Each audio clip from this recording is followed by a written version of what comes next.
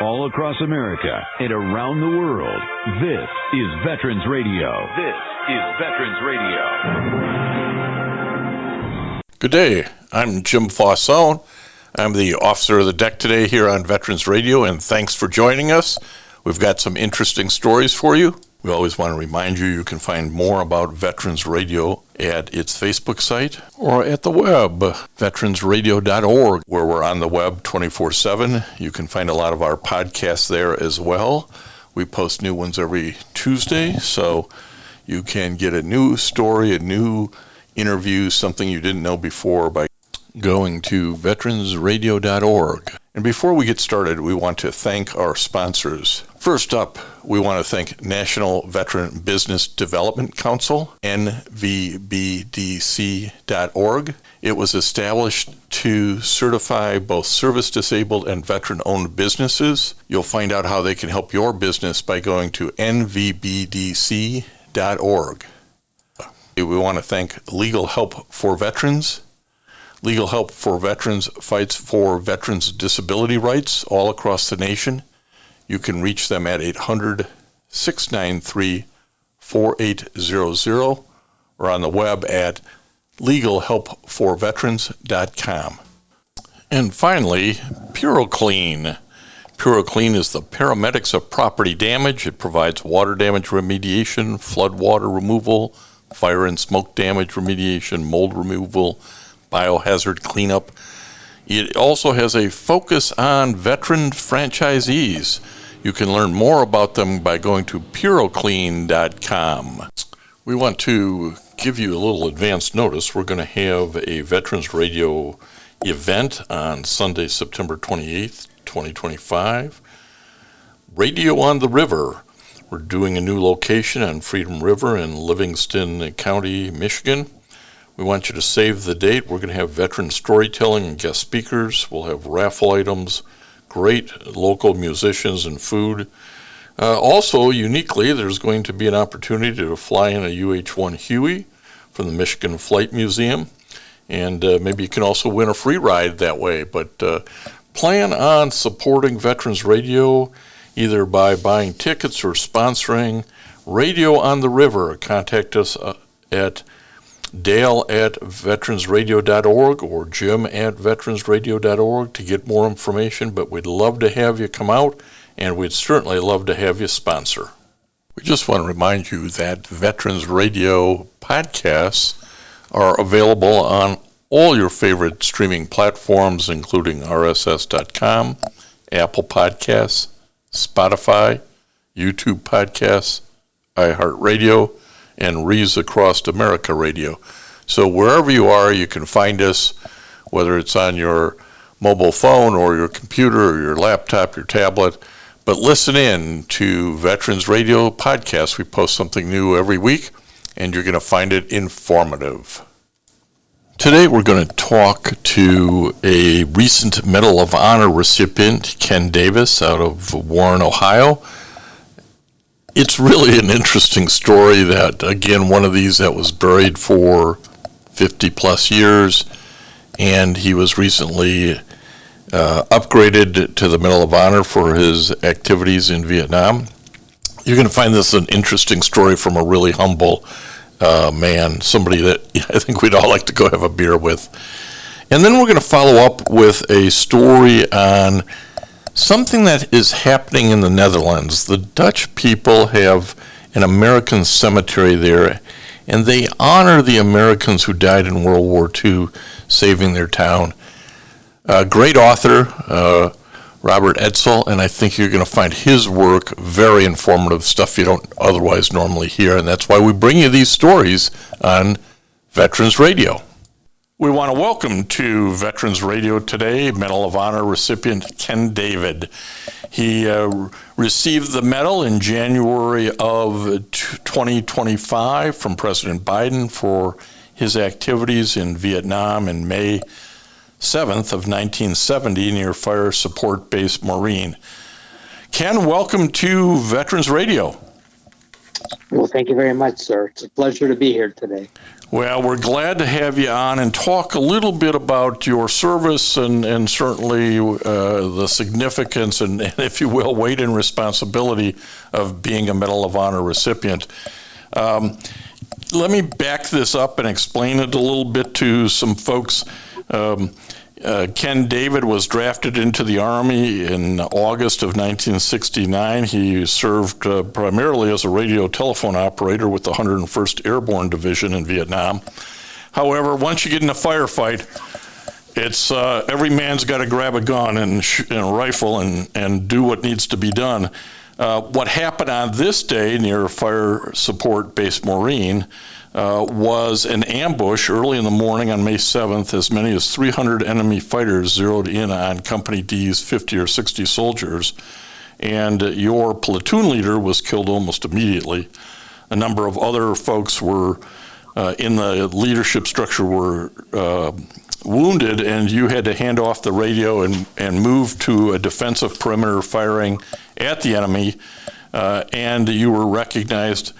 Although wounded, you had repeatedly exposed yourself to enemy fire, directing fire from the enemy and also trying to direct where your comrades were supposed to be firing. So one hellish day on May 7th, 1970, and I'm not doing it justice, but do you want to reflect a little bit on that, Ken? Sure. We went in on a company assault on May 5th, and after 6 helicopters landed, the enemy opened fire and popped red smoke, and the other 18 or so helicopters veered away until we secured the mountaintop. Then they came in, and next day we did a search around the base, and everything was calm. And then the morning of May 7th, sappers come after us, which is like their enemy special forces. And I just did a radio check with the guys. We don't talk. We just, on the hour, it was certain clicks on the radio because it was so quiet in the jungle. And I just had a good radio check from the other squads, and right after that, everything broke loose, and not knowing I was the only one left alive that could still fight, even though I was wounded and didn't know I was wounded. I did what I was trained to do, and one point when I came to, I was knocked out for quite a while. That was eyeball to eyeball with them, and I just did what I had to do. And then finally, one of the guys from the rear, Greg, he come up to support me, and he got shot. And daylight came, the other platoon that was down at the base of the mountain got ambushed coming up to try to help us. Finally, they made it, and you just, when you're 20 years old and fighting for your life, you do things you don't even know you're wounded. The adrenaline was pumping so high. Then afterwards, is when I said, ouch. That's when I realized I was hurt. That's an understatement, ouch. Ouch. And my eardrums are blown out. My jungle shirt looked like a screen from RPG shrapnel behind us. My back was full of shrapnel. They put like a field dressing on, which is probably 2 foot by 2 foot over on my back. I remember that. And out of the 18 of us in second platoon that was on the mountain, there was 14 Purple Hearts, 7 killed in action. And I was able to save some of the guys. Yeah, this is one of those, you were a 20-year-old kid. You were doing what you needed to do to save yourself and the men around you. You were private first class, while others needed to be rescued. somebody had to keep up the fight, and you kept fighting during this. You ultimately received the Distinguished Service Cross for your actions. That was awarded in 1971, and now we come to 2025, and that DSC medal gets upgraded to the Medal of Honor, which is the highest award granted for valor in combat. Well, I want to talk a little bit about the journey from having the DSC to the Medal of Honor, but I want to point out to everybody, you're I hope you don't mind this. I offer this as a compliment. You're a regular guy. Yes. You're not a superhero. No. You were an Eagle Scout, which tells us a lot about your character right there in the early years that you went through and got your Eagle Scout. And you're now retired from York Mahoning Mechanical. You're an HVAC worker as your career.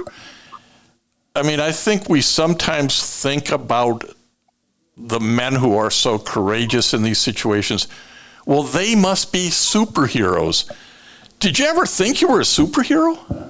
Never. No, I was just that Catholic boy that was raised up proper by mom and dad, and I was fighting to save the rest of the people behind me, not knowing 7 were already killed and another 7 had arms and legs blown off that I found out later. And no, I just did what I was trained.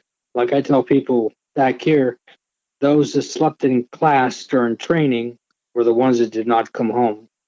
Because when the stuff gets real out in the jungle in a zone, knowing you're the only people out there, you got to know what to do and always be prepared to do.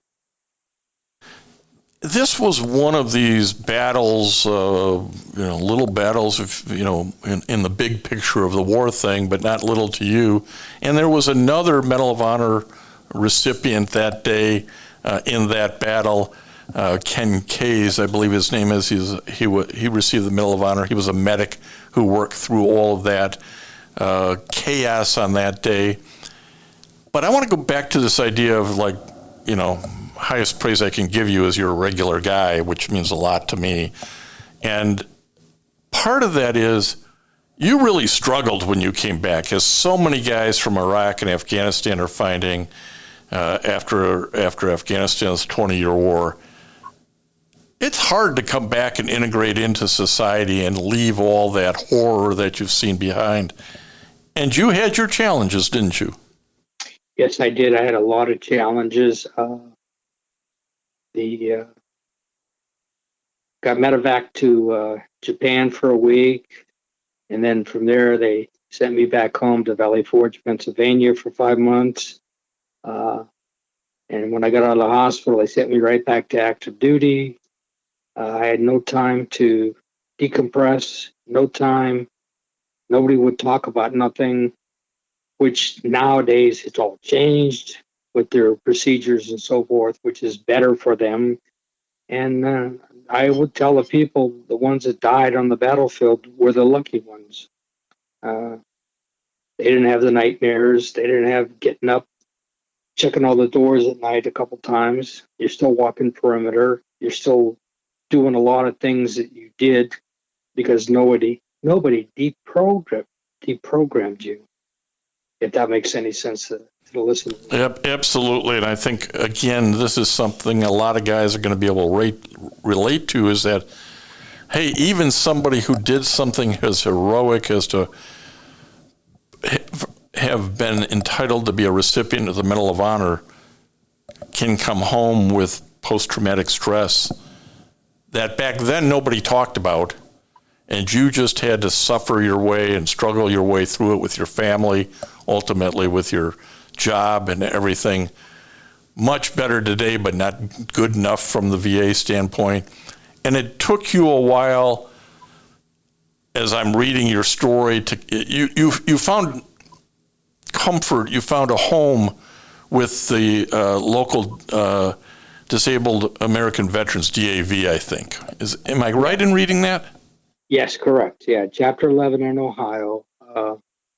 we got a good chapter. I get between 35 and 40 members to a meeting, and we have a meeting and discuss things and, vote on things. And the membership is very active. We started up a rifle team to give full honors to veterans that couldn't get a rifle team together, because they're busy or whatever. But we, the guys, the members and my officers, they're very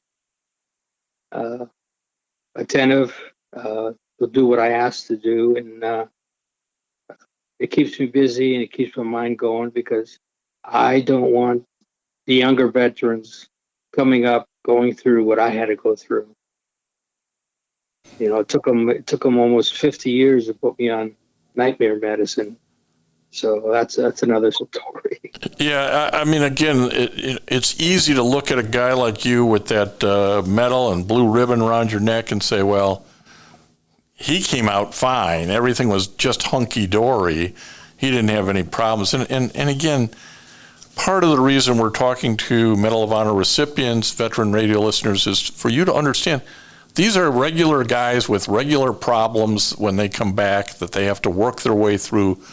Yeah, they got this high award ultimately,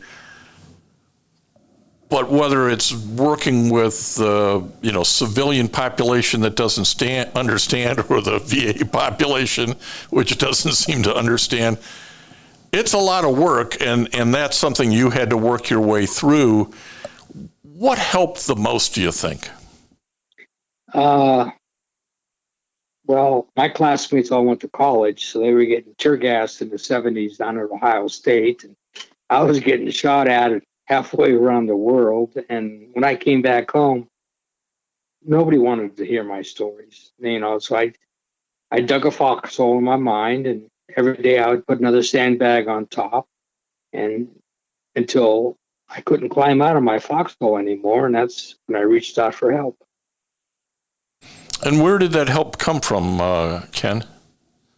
It came from the VA outsourced me to a counselor, and it took him 6 months, once a week, to make me cry, because that emotion was not in my system.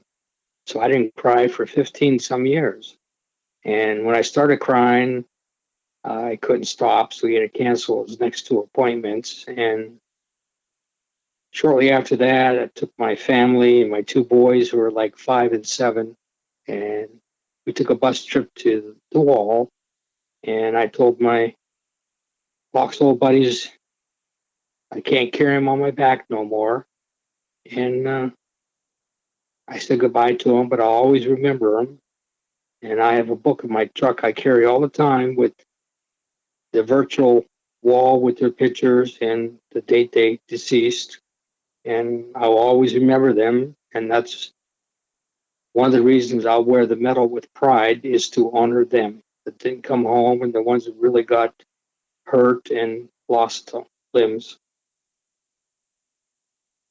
And that probably was very cathartic to go to the wall and sort of release that burden. Because I saw where you said in a recent DAV magazine article, quote, "The government took my smile away," close quote. And that really hit me. I mean, that was something that you really struggled with, wasn't it? Oh yeah, I never smiled. My whole family and aunts and uncles thought I was mad at the whole world, and until they actually sat down and talked to me face to face. But no, there was nothing to smile about when I came home. It just was hard to adjust, and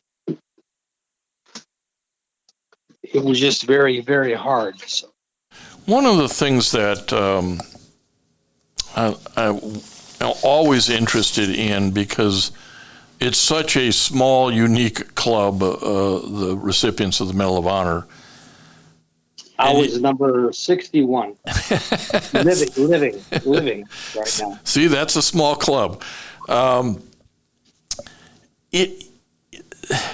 There's both a burden and an obligation when you get this recognition? Now, you've only been wearing it for 5 months or something now, but talk to us a little bit about how you feel as it relates to both that responsibility and obligation to be a Medal of Honor recipient. Like I told the Pentagon, I was on a conference call with many people. I said, it's not me to wear that. I feel like I'm bragging and showing off. And they jumped deep into my personality and told me, no, it's like you are American royalty. Wear it with pride and honor. Shut up and smile. I said, okay. Another order. You thought at, 75, they'd stop issuing you orders or still giving you orders? Yeah, they told me never to disrespect it, never wear it with a T-shirt, and I wear it with pride to honor the ones, the 7 that got killed that night, the one that committed suicide in the 90s, and the 20 others, some people that died after me. One of the opportunities that a recipient has is to talk to a lot of groups, and we certainly appreciate Ken David from Trumbull County, Ohio, talking to Veterans Radio today. But I know you recently had a chance to talk to some school kids, and that may be the greatest use of your time, educating the youth about what honor and valor and courage and duty means. Talk to us a bit about those encounters with the school kids and maybe the questions they ask. I hope they're at least as insightful as the ones I'm asking, but I don't know. I could probably be beat out by a 5th grader. Tell us about your student discussions. My last one was 8th graders. I'm sorry, it's 5th, 6th, 7th, and 8th graders at St. Rose School in Girard. And they were very attentive. They asked me very adult questions like, what was the president like when you met him? What was the White House like? Very down to earth, and I answered them the best I could. I went to Fort Wayne, Indiana, and I talked to my 7-year-old grandson, 1st grade class. There again, they were very attentive. And I was just up there this past weekend for my granddaughter's wedding, and my son gave me a big folder with pictures and thank you from all the children in the class. So I'll put that in my scrapbook.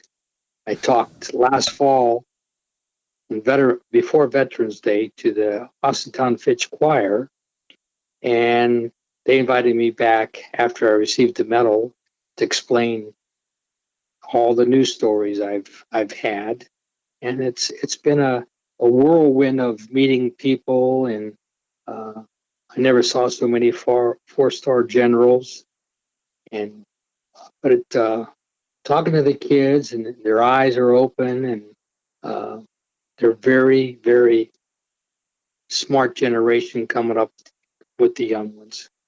Well, and I know some of the advice you've been recorded as telling them is to say, hey, no is not in your vocabulary, and that they should do the best they can in life and never give up on anything they choose to do, to be strong and faithful to their brothers and sisters. Those are powerful messages. Are they paying attention when you tell them? Yes. And then last Saturday, I talked to the base commander at Camp Garfield up in here, Urbana, where they do National Guard training. And I spoke to the base commander and roughly 30 people on his staff. And they didn't want no speech from me. They asked me questions for an hour.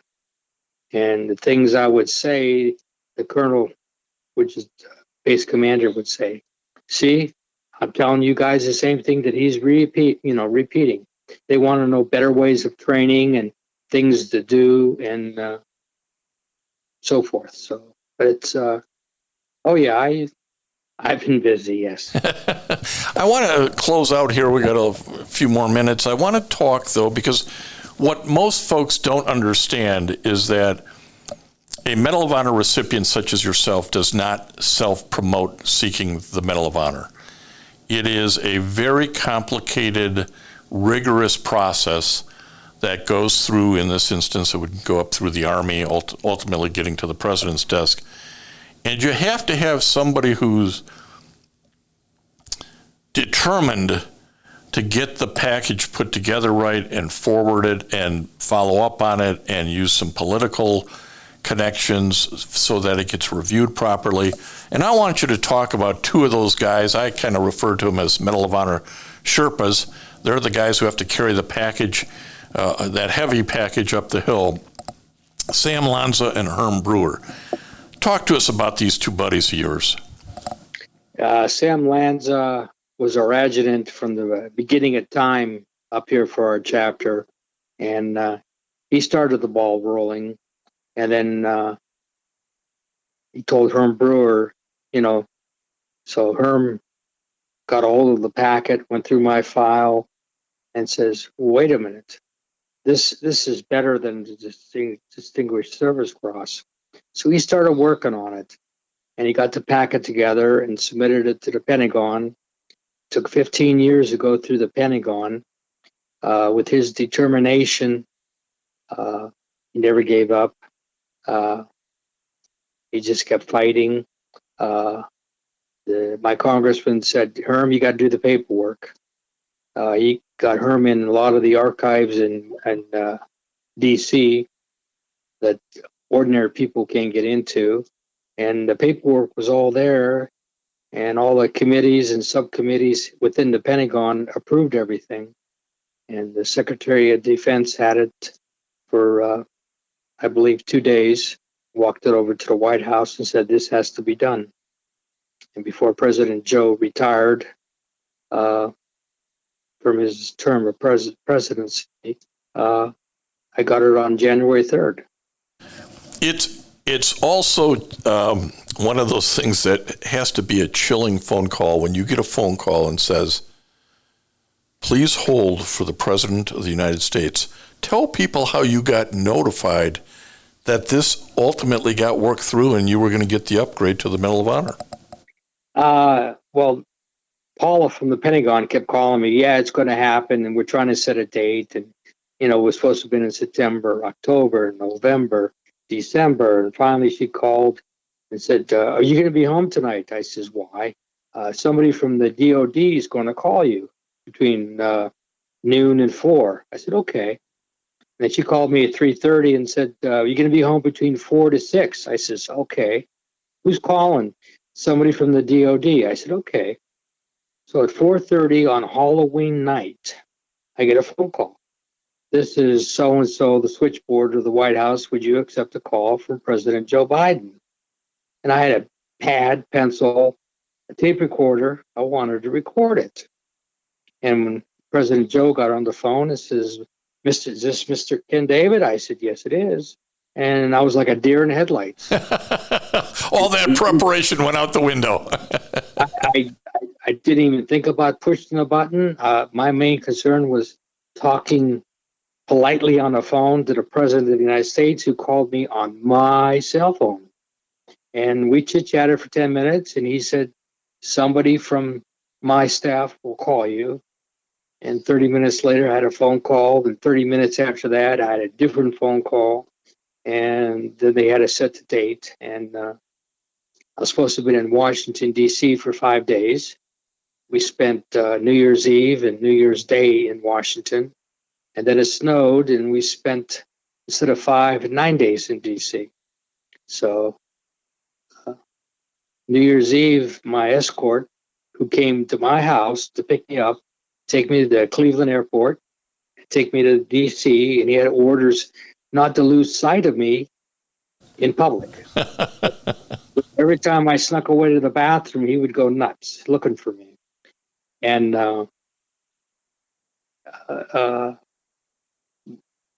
New Year's Eve, he says, what do you want to do? I said, well, 9 o'clock at night. What can we do in Washington? He says, you want to go to the Tomb of the Unknown? So we got 2 cars, and Went to the Tomb of the Unknown, pulled up to the gate, which was Arlington was closed. And the guard opened the gate, and we had an escort to the tomb, and we were outside, and then they took us into the barracks where the squad for the unknown for that day was working, and had a tour, and went back out and went back in, and then New Year's Day we went over to Fort Myers, and we shot flint loaded muskets from the Civil War. Oh, pretty cool. So they kept us busy. They kept us busy, and they honored us. And I'm not used to all that fancy stuff, open doors and this and that. But I have to learn to accept it, because I'm not ordinary Ken no more. I'm somebody with a little prestige that people honor, and I have to dress and act the part, if that makes any sense. It does. And as you said earlier, you're not wearing this for yourself. No. You're wearing it for the guys who were in the battle with you, the guys in Vietnam who didn't come home. You're doing it as an ambassador to tell others the story so the history doesn't get lost, the sacrifices don't get lost. That's a pretty heavy weight, Ken, to wear, isn't it? Yes, it is. It's. I've been corrected on my verbiage at the Pentagon in different interviews. I can't say that because it's racial, and I can't say that because it's discrimination. So I have to learn how to speak like a speaker. Well, you've never been the public image or public persona that you now have because of the medal. And as I said, most guys we get to talk to, they've been wearing it for years. We're very fortunate and very happy to talk to you, Ken, even though it's just 5 months into this. And we'll probably have that catch up later on. But I want to thank you for the time that you've given to Veterans Radio today, so that we all can get a kind of look inside Ken David, his time in Vietnam, his time afterwards, and sort of the whole process of having the DSC upgraded to the Medal of Honor. So, Ken, thanks for the time today. Well, thank you very much, sir. And I hope people out there listening can learn and never give up. If you think you got it bad, call me. I'll tell you how bad it really was. You just got to keep fighting. The day you sit in that chair and give up, you're done. You're done. A very nice and humble guy that is offering some pearls of wisdom there. Let's have a few words from our sponsor, and then we'll hear about how the Netherlands is honoring our World War II U.S. soldiers. Military veterans touch everyone's life. I'm guessing right now you're thinking of a veteran, a close friend, relative. Maybe it's you. Even the toughest of us sometimes need help, but don't know where to turn for support. You don't need special training to help a veteran in your life. We can all help someone going through a difficult time. Learn how you can be there for veterans. Visit veteranscrisisline.net.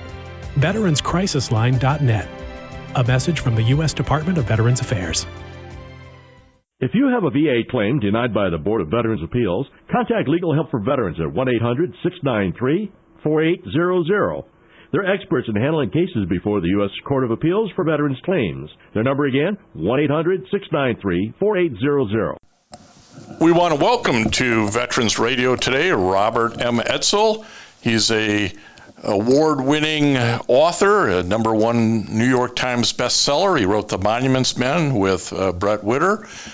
Remember Us is the book we're going to talk about, American Sacrifice, Dutch Freedom, and a Forever Promise Forged in World War II. Robert, welcome to Veterans Radio. Thank you very much. Great to be back.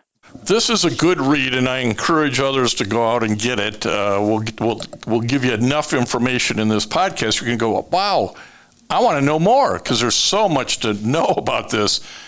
This is about the Netherlands, a specific region, and how the Dutch were treated by the Nazis during World War II, and then how they treated the Americans who came in to liberate them.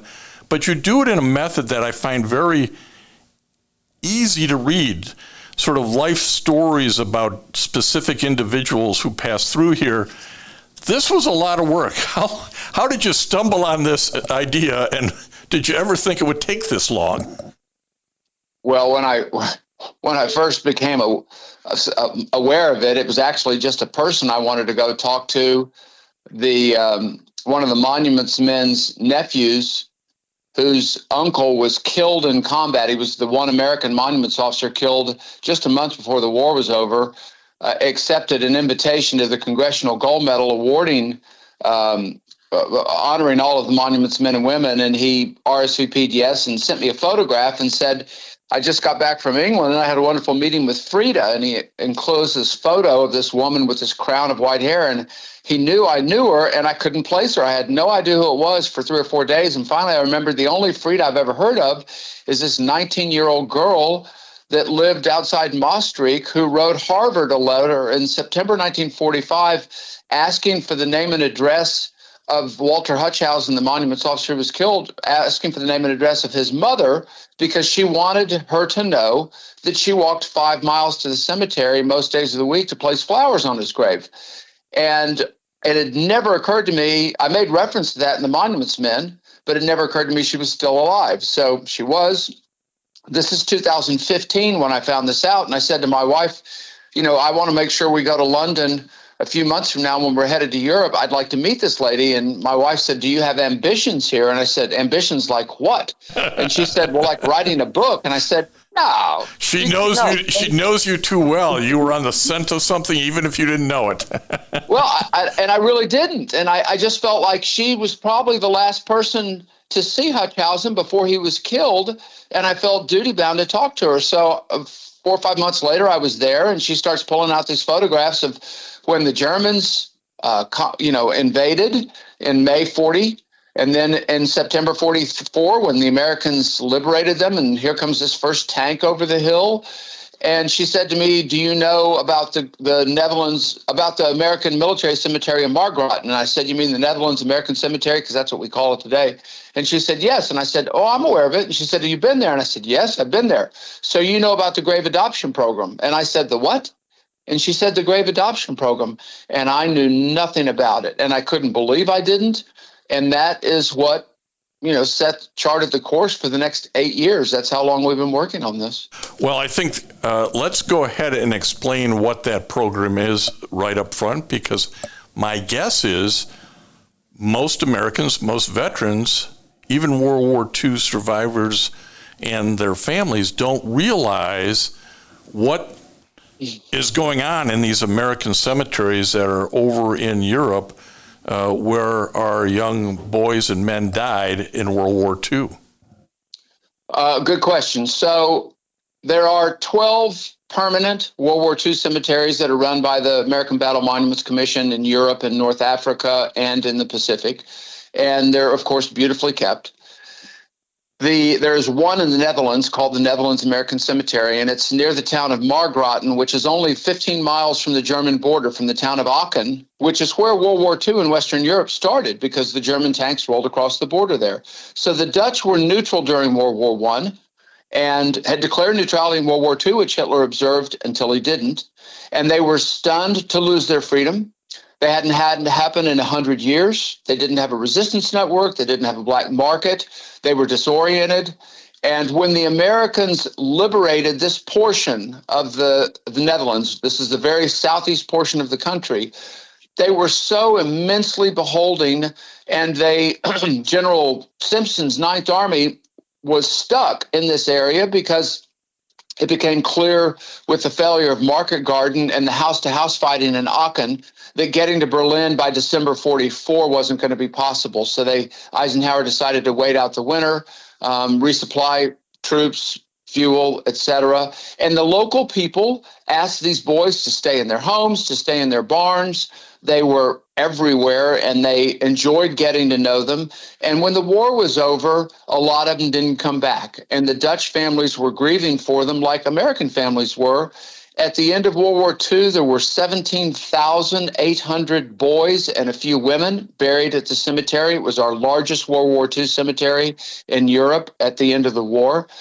And as early as January 45, so still 4.5 months before the war's over, the people in the town of Margraten were trying to find an answer to the question, how do you thank your liberator when they're no longer alive to thank?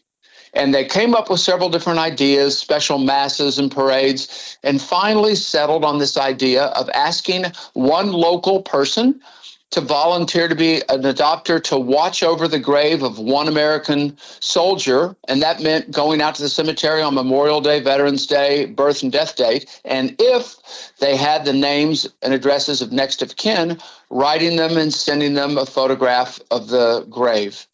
And that's how the program started. By the first Memorial Day in May 45, 80 years ago, they had about 300 of the 17,000 graves adopted. By May 46, a year later, all 17,800 graves were adopted. And to this day, there are today 10,000 boys and 4 women that are buried there because about 8,000 were brought back. So a higher percentage retained there than at other cemeteries. And they have been at 100% adoption for 80 years. They have 1,000 people on the waiting list to be adopters, even though the turnover is only about 30 per year. But they only have the names and addresses of about 20% of the American next of kin because the Army and government refused to provide it. And that's, another element and purpose of the book. But that's the adoption program in a nutshell, and there is nothing like it anywhere else. There are some adoptions that occur at some of the other cemeteries, but no one started an adoption program during the war that has been sustained for 80 continuous years at 100%. It's unique by anything we can find anywhere. And you write, and this was really powerful, that the Dutch adoptees view this not as a duty, but an honor. And it really is a way for the Dutch population to thank those who gave up their lives. I mean, you in the book talk to various people who lived through this. It really was viewed as an honor, not a duty. Absolutely correct. I'm told by a couple of my friends in the Netherlands that when a divorce happens over there, it's one of the more hotly contested assets of the family because both husband and wife want to continue to be the adopter. So, in so many ways, the Dutch have become more American than many Americans in the sense that they know what Memorial Day is for. And it's not a 3-day weekend to go to the baseball park and eat hot dogs. I mean, that's certainly part of it. By all means, the freedom has paid for that. The freedom is paid to not know what Memorial Day is for. But I feel like all of us who were born in the United States, who have not served in the military, are lottery ticket winners. My dad he was a Marine during World War II in Saipan, Okinawa, Nagasaki. And grew up in the Dust Bowl of Oklahoma. So he paid his dues. I haven't.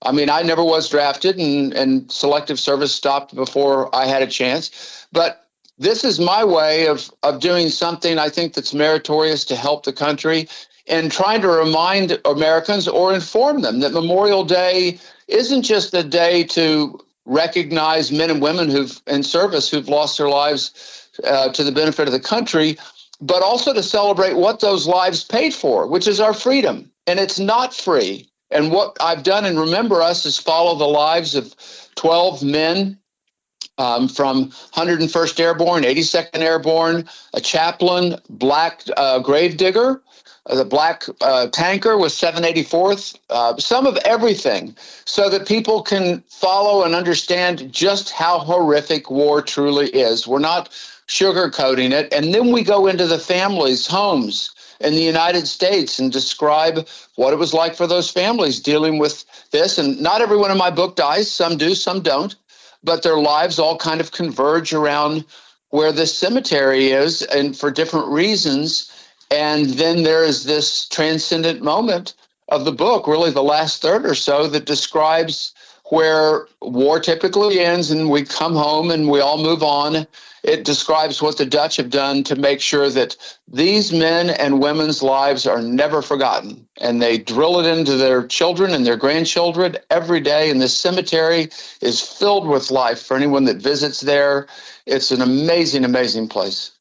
because this is swirling around, this is a story inside a bigger story of World War II.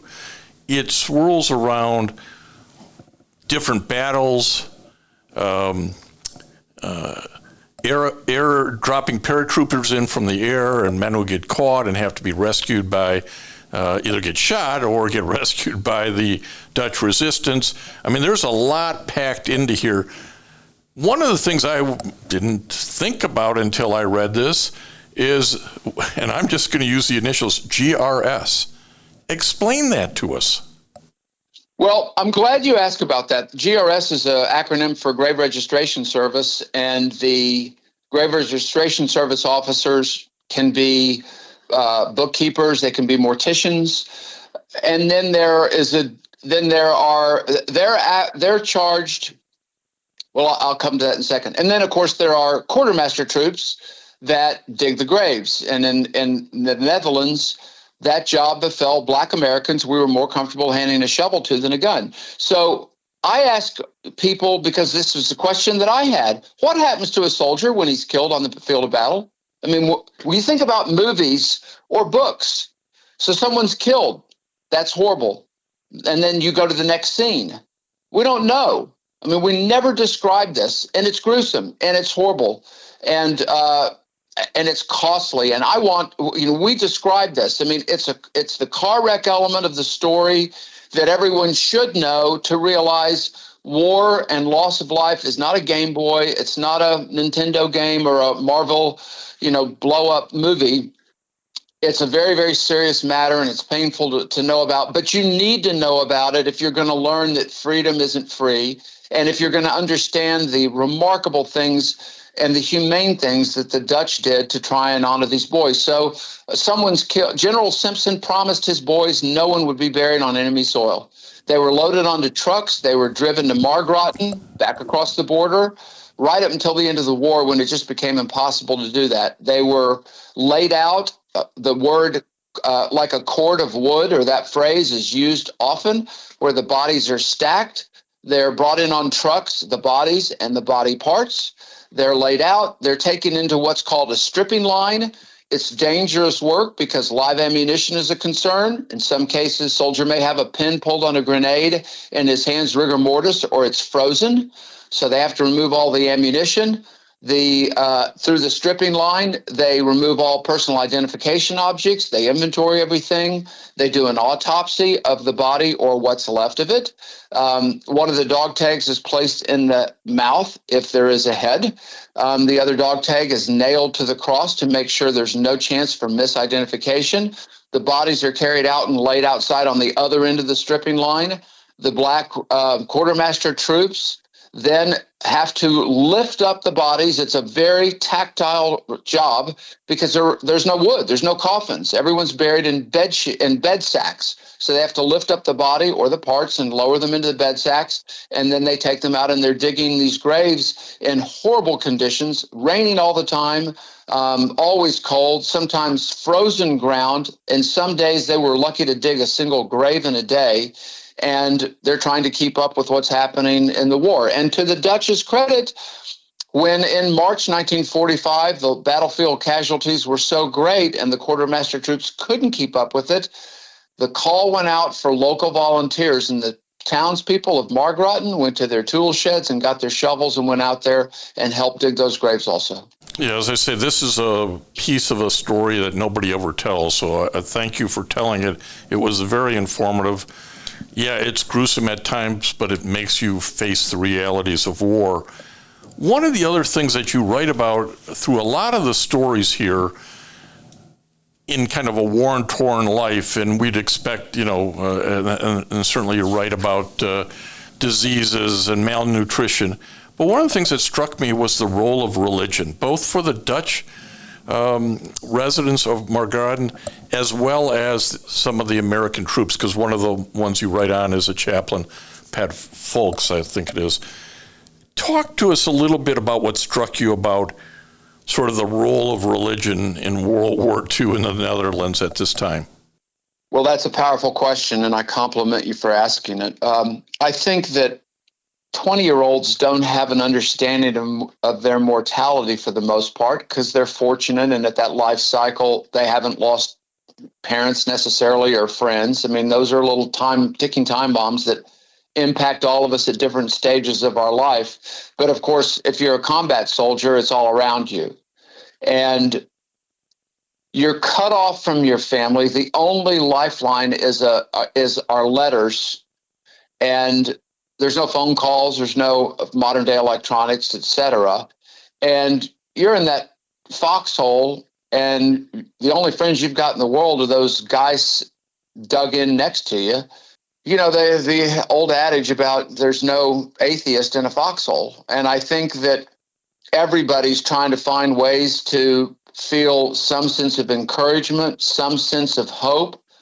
I just don't think we as human beings fully appreciate how important hope is throughout lives. And I've spent so much of my life interviewing elderly people and a lot of time with the Monuments men, 21 that I knew, and then so many of their family members. And I could see what happened to them when they were late in life. They felt bad. They'd lost family members, including children. They'd lost a lot of their friends.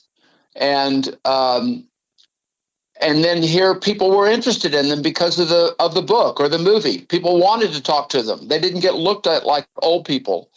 And that hope was everything. It kept them going, and it gave them a pep to their step. So, you know, for these 20-year-olds, I think religion was a hugely important matter because it was something to believe in and hope for, whether they were, 100% in or not. It was, there just were so few options. And where the Dutch were concerned, our key figure in the book, this remarkable woman, Emily Michels van Kestnik, who was the wife of the mayor of Maastricht, mother of 12.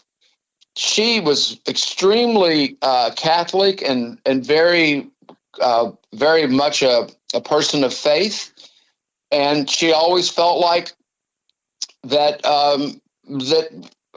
belief was well-founded, and she was constantly trying to encourage people. Our young lady in the book, Frida, who I knew the last 8 years of her life, she would tell the American boys who were so fearful and scared in between battles that would come by her house, she could talk to them because she was the same age they were. And she would try and encourage them and buck them up and tell them, if you accept Christ is your savior, if you believe, these things will all work out. And she told me how good she felt seeing the boys drive off in the truck, knowing that they were scared to death, of course, but they had a little bit of sense of relief and a smile on their face. So I think it's hugely important. Well, it certainly rings through this interaction between the Dutch, and particularly the Dutch women here, and the men as they are marching off, maybe to their deaths. I want to talk a little bit about, and I'll let you pick who you want to talk about, one or two of the people who are the major characters here. There's like a dozen of them. And you mentioned you've got African Americans, you've got Jews, you've got Native American. A Native American and Jacob Herman, a chaplain. These are really interesting characters, and their life is well shared in the pages here. Pick one that you want to highlight.